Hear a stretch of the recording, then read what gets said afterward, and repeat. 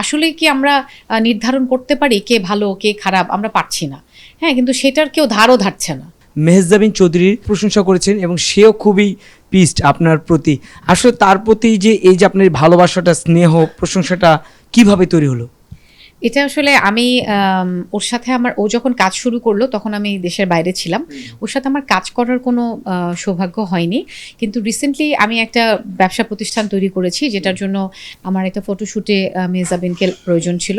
তো যখন হচ্ছে গিয়ে ওকে আমি বললাম, প্রথম দিন থেকে শেষ পর্যন্ত মেয়েটা আমাকে যেভাবে করে কোঅপারেশন করলো, আমার কাছে মনে হয়েছে যে আসলে এখনকার অনেক জেনারেশনের মেয়েদেরকেই তো দেখছি, ফিমেল আর্টিস্টদেরকে। তার মধ্যে আমার কাছে ওকে মনে হয়েছে যে ও যেমন সিনসিয়ার, তেমন পাংচুয়াল এবং তেমন ও রেসপেক্টফুল সিনিয়রদের প্রতি। তো ওর মানে আসলে আমি এই যে কথাগুলো বললাম, শব্দগুলো ওর জন্য, এটা খুবই কম কিছু শব্দ আমি বললাম। আমি অনেক ইলাবোরেটলি আমার একটা ইন্টারভিউতে আমি বলেছি। তো ও যখন আমার কাজটা করে দেয়, আমি যখন আসলে সম্মান নিয়ে ওকে দিতে যাই, ও তো নেই নাই, উল্টা ও আমাকে বলছে যে আপু আপনি যে আমাকে নিয়ে ভেবেছেন, এটাই তো আমি ব্লেসড, আপনি সিনিয়র, আপনি আমার জন্য দোয়া করবেন।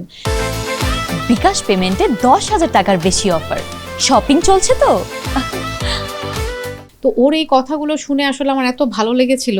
তো তার কিছুদিন পরেই আসলে আমি ওখানে গিয়েছিলাম। তো তখন আমার ওই মেয়েটার কথা মনে পড়ে যে আসলে আমি তো ওর জন্য কিছু করতে পারিনি। তো আমি মানে that's what I can do, যে আমি ওর জন্য একটু দোয়া করতে পারি ওখানে গিয়ে। ওই যে বললাম যে এখনকার সময়টা আসলে অনেক কঠিন। মানে আমাদের সময় এই যে তুমি বললে যে গঠনমূলক ছিল, হ্যাঁ, আমাদের মেন্টার্স ছিল। আমি সেলিম ভাই সামনে আছে জন্য আমি বলছি না, যেমন আমাদের শহীদুজ্জামান সেলিম ভাই, একজন মাহফুজ ভাই, একজন তৌকির ভাই, ওনারা যেমন আমাদের কোয়ার্টিস্ট ছিলেন, কলিগ ছিলেন, সেইভাবে একইভাবে আমাদের কিন্তু ওনারা মেন্টারও ছিলেন। আমি ওনাদের ডিরেকশনে কাজ করেছি।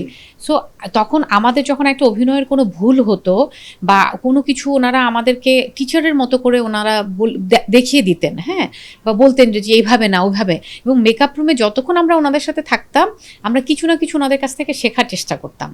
হ্যাঁ, তো যে কারণে এই যে তুমি বললে যে আমাদের সমালোচনাটাও ছিল অনেক গঠনমূলক। আর এখন যেটা হচ্ছে ওই যে ভিউজ, ফলোয়ার্স, এই যে অসুস্থ একটা, আমার কাছে এই পুরো জিনিসটা একটা অসুস্থতা লাগে। মানে আমার কাছে খুব একটা হেলদি মনে হয় না।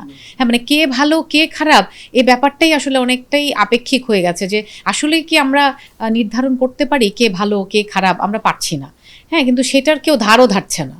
হ্যাঁ, যে যার মতো নিজেরটা নিজেই ভালো বলছে, অন্যকে ভালো বলার আর মানে সময়ের অপেক্ষা করছে না। তো এটা পুরো ব্যাপারটাই আমার কাছে একটা অসুস্থতা মনে হয়।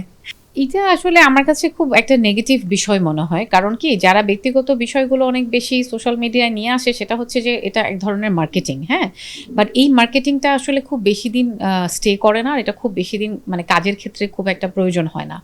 আর আমি মনে করি যে প্রাইভেসি লাইফে বা যে কোনো আর্টিস্টের জীবনে কিন্তু খুবই দরকার। প্রাইভেসি থাকে না আর্টিস্টদের জীবনে, বাট তারপরে যদি প্রাইভেসি কিছুটা মেনটেন করা যায়, এতে করে একটা শিল্পীর সম্মানও থাকে। আর আমি মনে করি প্রাইভেসি ইজ পাওয়ার। হ্যাঁ, সব কিছু একটা শিল্পীকে কেন করতে হবে, বলতে হবে, দেখাতে হবে? একজন শিল্পী তো শিল্পী, হ্যাঁ, সব কিছু তার দেখানোর প্রয়োজন আছে। তার কাজটাই হচ্ছে দেখানোর মূল বিষয়। ব্যক্তিগত জীবন তো আসলে এত দেখানোর কিছু নাইও, আর সেটা দেখিয়ে খুব বেশি মার্কেটিং করে খুব কিছু অর্জন লং সময়ের জন্য করা যায় না বলে আমি মনে করি।